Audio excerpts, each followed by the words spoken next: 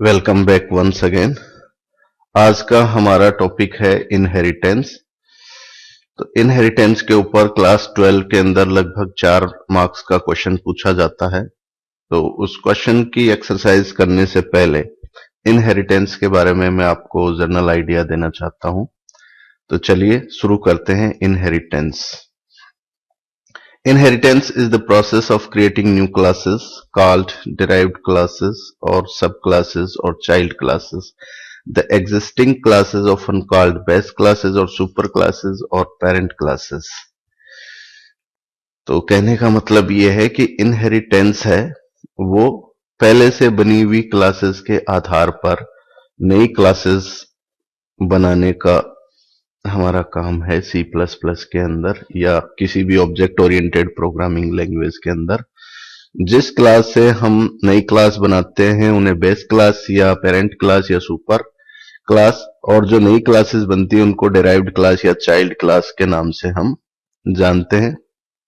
जो derived classes हैं उनमें बेस क्लास की सारी कैपेबिलिटी होती है, इसके साथ ही उनके अपने नए फीचर हम उसमें ऐड कर सकते हैं और उनको हम और भी सुधार कर सकते हैं। ये रीयूजिबिलिटी के पॉइंट ऑफ व्यू से बहुत अच्छा पॉइंट है जो सी प्लस प्लस के अंदर सॉफ्टवेयर डेवलपमेंट के अंदर हमारे काम आता रहेगा। ठीक है, तो नई फीचर जब हम ऐड करते हैं डिराइव्ड क्लास में, इसका फर्क मास्टर या बेस क्लास के ऊपर कुछ नहीं पड़ता, वो रिमेन अनचेंज्ड ही रहती है। ठीक है, तो चलिए आगे देखते हैं कि इनहेरिटेंस के टाइप कौन कौन से हैं। देखो, इनहेरिटेंस है ये सिंगल इनहेरिटेंस हो सकती है, मल्टीपल हो सकती है, हेरारिकल हो सकती है, मल्टी लेवल हो सकती है और हाइब्रिड हो सकती है। यहां पर डेफिनेशन तो हम सबकी देखेंगे, लेकिन इंप्लीमेंटेशन हम सिंगल और मल्टीपल इनहेरिटेंस का देखेंगे। तो चलिए सबसे पहले सिंगल इनहेरिटेंस देखते हैं। जब when A derived inherit only one base class, it is called single inheritance। जब कोई derived class है वो एक ही क्लास से डेराइव की जाती है तो उसको हम सिंगल इनहेरिटेंस कहते हैं। इसके अंदर देखिए, ये जो बी डेराइव्ड क्लास है ये ए क्लास से इनहेरिट हुई है। इस प्रकार की जो इनहेरिटेंस है वो सिंगल इनहेरिटेंस होती है। फिर उसके बाद मल्टीपल इनहेरिटेंस है। When a derived class inherit from several base classes, it is called multiple inheritance। यहां पर देखिए A और B दो बेस क्लासेस हैं और इनसे C क्लास डिराइव्ड हुई है, दैट इज मल्टीपल इनहेरिटेंस। ठीक है, तो इसी तरीके से आगे देखिए hierarchical. When many derived classes are inherited from a single base class, it is called hierarchical inheritance. जब हमारी खूब सारी डिराइव्ड क्लास एक ही बेस क्लास के साथ इनहेरिट होती है तो वो हमारी हेरारिकल इनहेरिटेंस कहलाती है। फिर उसके बाद है हमारा मल्टी लेवल इनहेरिटेंस। तो मल्टी लेवल इनहेरिटेंस में देखिए इस पिक्चर के अंदर कि एक बेस क्लास से बी डिराइव हो रही है और बी से सी डिराइव हो रही है। This is multiple inheritance, multi-level inheritance, when one derived class inherits from a class that itself inherits from another class. This is called multi-level inheritance। ये आप इसमें देख लीजिए, A इसकी बेस क्लास है, B ये बेस क्लास ऑफ C है लेकिन derived from A, और ये आप लोगों की C क्लास है derived from B। This is multi level inheritance. अब देखिए हाइब्रिड। हाइब्रिड के अंदर कई बार हमारे पास ऐसी सिचुएशन आती है जब एक डिराइव्ड से दो अलग अलग डिराइव्ड क्लास आती है और उससे फिर हम और एक डिराइव्ड क्लास बनाते हैं, तो वो हाइब्रिड, या दूसरे शब्दों में ये कहो कि हमारे पास ऊपर जितने भी टाइप है इनहेरिटेंस के, उनमें दो या दो से अधिक टाइप्स को मिला के जब हमें नया एक इनहेरिटेंस बनाना हो, सॉफ्टवेयर डेवलपमेंट के लिए क्लास डिजाइन करनी हो, प्रोग्राम डिजाइन करना हो, तो उसके लिए हम हाइब्रिड इनहेरिटेंस का प्रयोग करते हैं।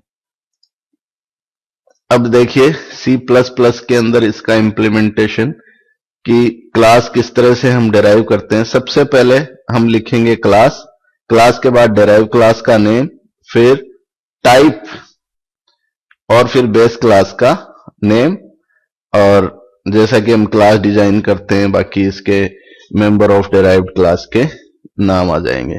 तो यहां पर ये देखिए जो टाइप है, यहां पर ये एक्सेस कंट्रोल का आपका टाइप है कि किस तरह का आपका डेरिवेशन चाहिए, पब्लिक चाहिए, प्राइवेट चाहिए या प्रोटेक्टेड चाहिए।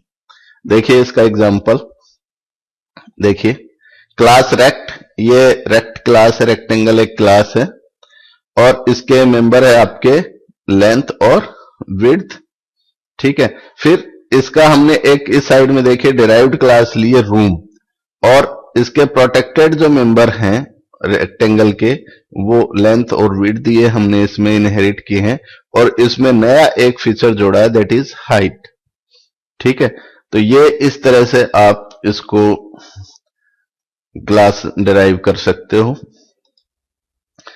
अब देखिए आप लोगों का जो क्वेश्चन आता है सीबीएसई बोर्ड के अंदर, वो आपको एक क्लास देता है और उसके मेंबर्स देता है, 2-3 उसमें डिराइव्ड क्लासेस होती हैं, और वो पूछता है कि इसमें से पर्टिकुलर क्लास में कौन सा मेंबर एक्सेस किया जा सकता है, कौन सा नहीं किया जा सकता। तो इससे संबंधित ये क्वेश्चन होता है। तो उसको समझने के लिए आपको ये पब्लिक, प्राइवेट और प्रोटेक्टेड इनहेरिटेंस समझना जरूरी है। तो ये 3 चीजें हैं। सबसे पहले हम देखते हैं public inheritance. Public inheritance is by far the most commonly used type of inheritance. When you inherit a base class publicly, inherited public member stay public, and inherited protected member stay protected. Inherited private members which were inaccessible because they were private in the base class, they stay inaccessible. तो इसमें देखिए ये summary दी हुई है, जो public member है उसको आप एक्सेस कर सकते हो पब्लिकली, कोई प्रॉब्लम नहीं है। जो प्राइवेट मेंबर है वो इनएसेसेबल हो गए, यानी इनको एक्सेस आप नहीं कर सकते, और जो प्रोटेक्टेड है वो प्रोटेक्टेड रहेंगे, ठीक है। इसी तरीके से आपका ये प्राइवेट इनहेरिटेंस है। With private inheritance all members from the base class are inherited as private, ठीक है। This means private member stay private and protected and public members become private. अब ये देखो प्राइवेट मेंबर है, पब्लिक मेंबर है, ये जब प्राइवेट इनहेरिटेंस करोगे तो ये बन जाएगा प्राइवेट, और जो प्राइवेट रहेगा वो प्राइवेट ही रहेगा, ये एक्सेस नहीं किया जा सकता। और प्रोटेक्टेड है वो भी क्या बन जाएगा, आपका प्राइवेट बन जाएगा, ठीक है। तो ये इसका प्राइवेट इनहेरिटेंस है। इसके बाद आपका है protected inheritance. Protected inheritance is the last method of inheritance. It is most never use accept in very particular cases. With protected inheritance, the public and protected member become protected and private member stay inaccessible.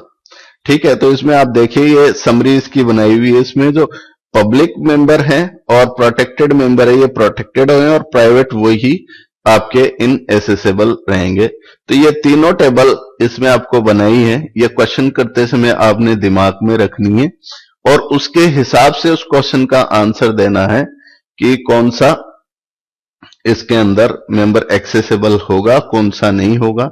ये जब हम CBSE के paper solve करेंगे उसके अंदर आपको और detail से बताऊंगा। इससे पहले हम सिंगल इनहेरिटेंस और मल्टीपल इनहेरिटेंस का एक एक एग्जांपल देख लेते हैं। तो सबसे पहले सिंगल इनहेरिटेंस है।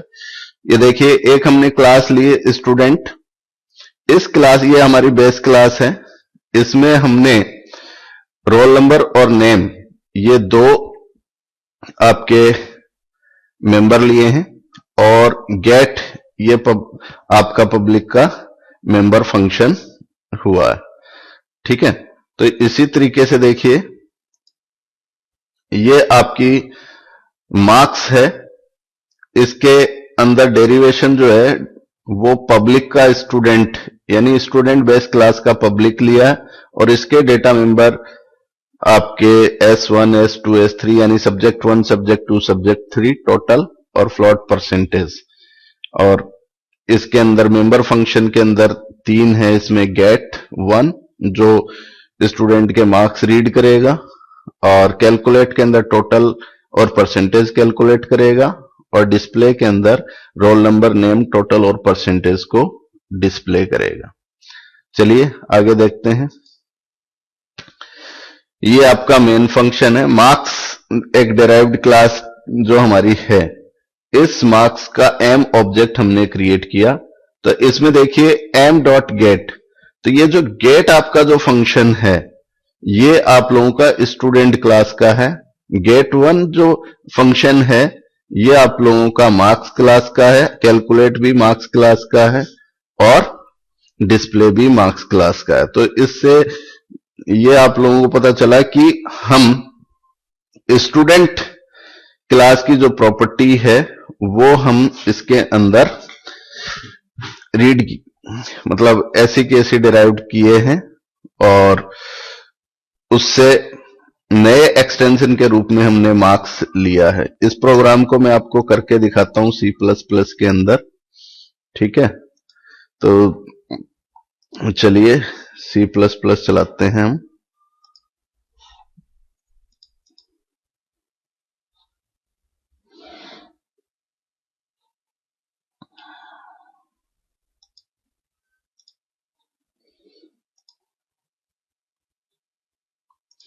ये सिंगल इनहेरिटेंस के नाम से इसको किया है।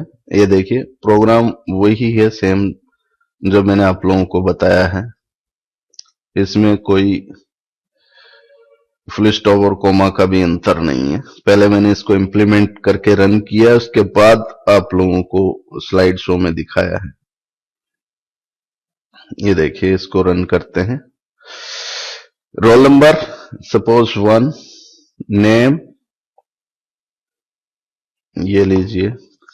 अब देखो ये मार्क्स ऑफ 3 सब्जेक्ट ये मार्क्स क्लास से आ गए, ये ऊपर वाले स्टूडेंट क्लास के थे।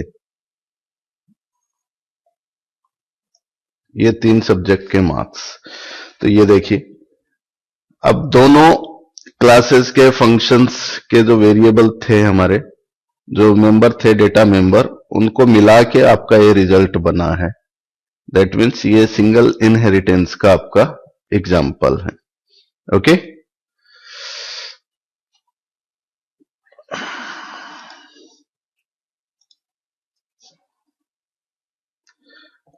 अब इसके साथ ही एक एग्जाम्पल हम और ले लेते हैं, दैट इज मल्टीपल इनहेरिटेंस। तो मल्टीपल इनहेरिटेंस के अंदर हमने 3 क्लासेस ली हैं। तो इसके अंदर पहली क्लास है स्टूडेंट, इसके अंदर स्टूडेंट का रोल नंबर, मार्क्स 1 और मार्क्स 2 और एक फंक्शन लिया है दैट इज गेट। फिर उसके बाद हमने एक स्पोर्ट्स क्लास ली है, इसके अंदर हमने स्टूडेंट का स्पोर्ट्स का मार्क्स और उसको रीड करने के लिए गेट sm फंक्शन लिया है। ये 2 हो गई। और तीसरी जो क्लास ली है दैट इज स्टेटमेंट। इसके अंदर स्टूडेंट और स्पोर्ट्स दोनों के हमने प्राइवेट जो पब्लिक मेंबर हैं वो इनहेरिट किए हैं। इसमें टोटल और एवरेज हमने इसके 2 और मेंबर ऐड किए हैं स्टेटमेंट के अंदर। और डिस्प्ले के रूप में अब आप देखिए कि टोटल ये कर रहा है मार्क्स 1 का, मार्क्स 2 और स्पोर्ट्स मार्क्स का। इसका फिर हम एवरेज निकाल रहे हैं और ये हम डिस्प्ले कर रहे हैं। अब इसमें देखिए आप तीनों की तीनों क्लासेस हैं ये हमने यूज की है। आगे देखिए मेन प्रोग्राम के अंदर स्टेटमेंट का हमने एक ऑब्जेक्ट क्रिएट किया है दैट इज ओबीजी। तो सबसे पहले हमने फर्स्ट क्लास का फंक्शन इन्वोक किया, फिर सेकंड क्लास का फंक्शन इन्वोक किया और फिर थर्ड क्लास का फंक्शन यानी डिस्प्ले आपका जो थर्ड क्लास का फंक्शन है ये इन्वोक हुआ। ठीक है, तो इसको भी चलिए मैं आप लोगों को प्रोग्राम के थ्रू करके दिखाता हूं। ठीक है, चलाइए सी प्लस प्लस और इसमें एम इनहेरिटेंस के नाम से मैंने ये बनाया हुआ है। ये देखिए रोल नंबर, इसमें भी मैंने कोई चेंज नहीं किया, यहीं से कॉपी पेस्ट मारा हुआ है। ये देखिए इसके अंदर 3 क्लासेस हैं हमारी, स्टूडेंट्स, स्पोर्ट्स और स्टेटमेंट। इन तीनों को मिला के हमारा रिजल्ट, ये जो गेट है ये आपका स्टूडेंट का है, गेट एसएम स्पोर्ट्स का है, डिस्प्ले आपका स्टेटमेंट का। चलिए पहले कंपाइल कीजिए, फिर रन कीजिए। ये लीजिए रोल नंबर, इसमें स्पोर्ट्स के मार्क्स, ये सिंपल 2 मार्क्स है, फिर उसके बाद स्पोर्ट्स के मार्क्स हैं। अब इन तीनों का टोटल और फिर उसके बाद एवरेज। ठीक है, तो इस प्रकार से 3 क्लासेस के साथ हमने ये काम किया है। ठीक है, तो ये हमारा मल्टीपल इनहेरिटेंस था।